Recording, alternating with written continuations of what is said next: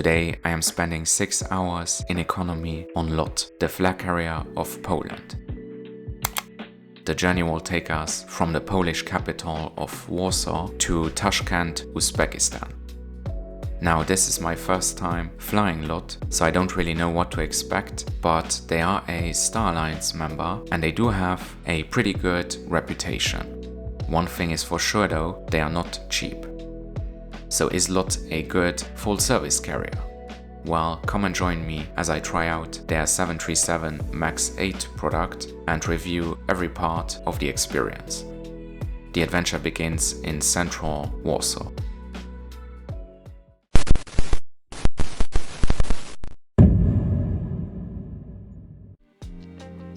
Good afternoon and welcome back to another flight review.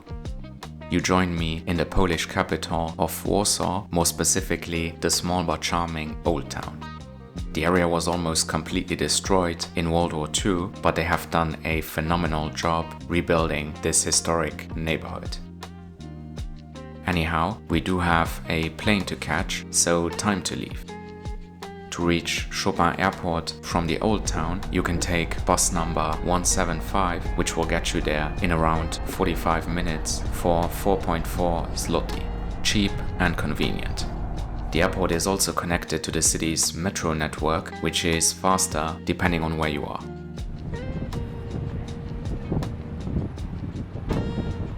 Today we are taking a red-eye flight, more specifically LO 191, departing Warsaw at 11 p.m. and arriving in Tashkent at 10 past 8 the next morning.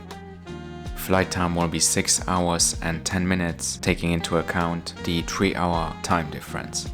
As always, you can find the full flight stats and some other useful links down in the description. Opened since 1934, the airport is named after famous Polish composer Frédéric Chopin and today attracts around 21 million annual passengers. The airport's single terminal structure was completed in 2015 by joining and upgrading the previous 2 terminals. I didn't have any bags to drop, but I couldn't check in online, so I had to queue at the counter. As I had booked a one-way journey to Uzbekistan, they wanted to see an onward ticket. Everything was pretty quick though, and I soon made my way through security, which took around 15 minutes. After security, you get to the main departure zone, which is divided into a Schengen and non-Schengen section. Immigration was a matter of seconds thanks to the automatic gates. The non-Schengen zone is pretty standard, with plenty of shops, relatively comfortable seating and a few quirky cafes and eateries. I also like the fact that the concourse is bright and airy. As my flight departed at 11 p.m, I didn't really know how much food LOT would serve, so I decided to get some dinner before boarding. I opted for some żurek, which is a Polish soup with white sausages. As we still have some time to kill, let's talk a bit about LOT. Poland's flag carrier was founded in 1929, making it one of the oldest airlines in the world. During communist times, they operated exclusively Russian aircraft and flew mostly within the Eastern Bloc. All of that changed in the 90s though, and today LOT's destination map strongly reflects their reorientation toward the West. As such, the airline is a great symbol for the country of Poland, which also turned westward in the last 3 decades. Today, they have a fleet of 87 aircraft, including 16 wide-body planes, of which 15 are Dreamliners, and surprisingly enough, not one single Airbus. The Dreamliners are mostly used on the North American and East Asian routes, which are classified as long-haul. At just over 6 hours, our journey is considered mid-haul, which is why we are using a 737 MAX. Overall, LOT doesn't fly to that many destinations outside of Europe, but thanks to their Star Alliance membership, they do have great codeshares. And finally, it is fair to say that they do have a pretty good reputation both within Poland and internationally. So is that justified? Well, let's get on board and find out. Boarding began around 40 minutes before departure and everything was quick and efficient. My ride to Uzbekistan is a 6-year-old Boeing 737 MAX 8. As you might know, this plane had quite a few issues and accidents during the initial delivery run, but the problems have mostly been solved, and today it is a very popular aircraft for short and mid-haul journeys.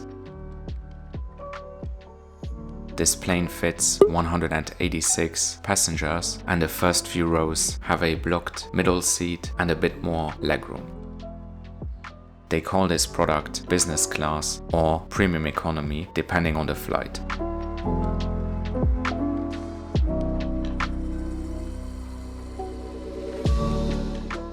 I am sitting in 23 Foxtrot and the seats are pretty good for a narrow-body plane. The padding is comfortable and the legroom is decent. The headrest can be adjusted vertically and on the sides. There is a tray table,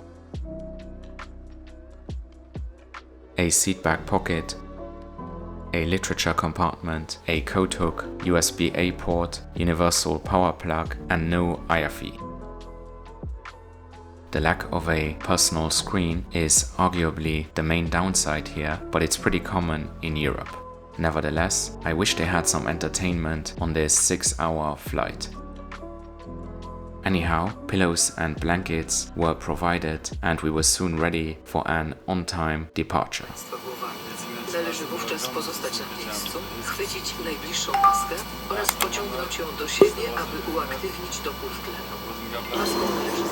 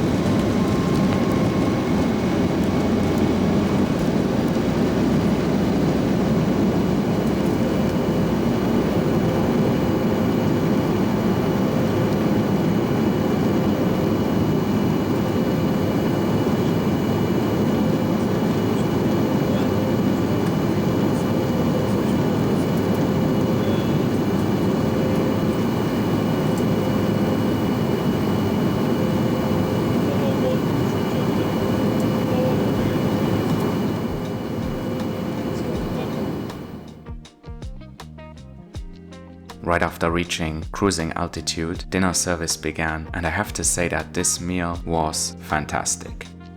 There was a choice between chicken and vegetarian pasta, and I went for the former. It was very flavorful and came with vegetables and herbs, a quinoa salad, a sweet raspberry dessert cake, and a bread roll. I paired this with a glass of red wine. Everything was delicious and high quality. I usually say that Turkish has the best economy food, but this definitely gets close. As I already mentioned, there is no in-flight entertainment and no streaming to your own device. You can download some newspapers from the LOT website, but apart from that, you have to bring your own entertainment, which is what I did.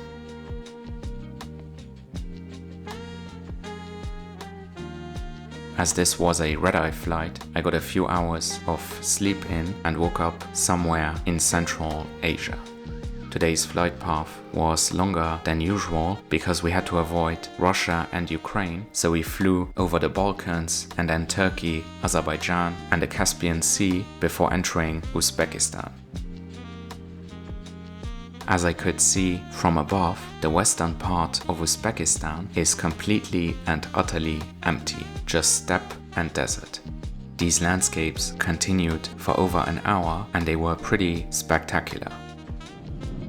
The loo was well kept and there were some high-end amenities. I also wanted to mention that the cabin crew on this flight were top-notch, friendly, proactive and fast.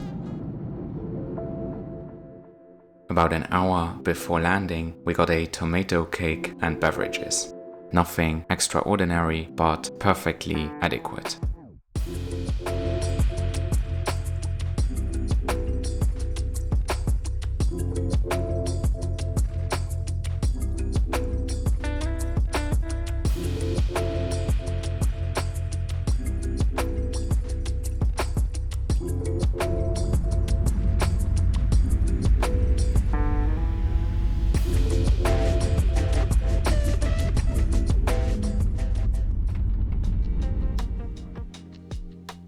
We landed in Tashkent at 7:55 am, 15 minutes early.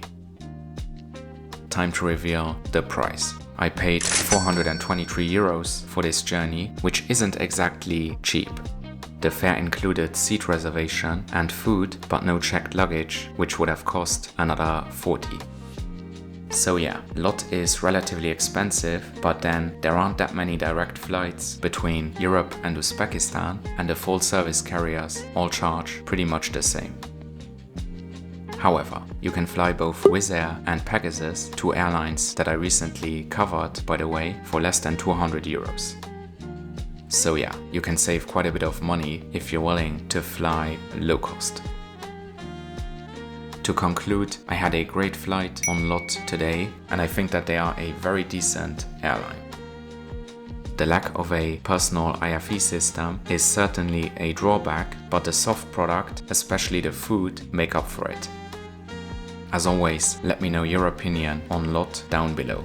Thanks very much for watching, and see you in the next one. Goodbye.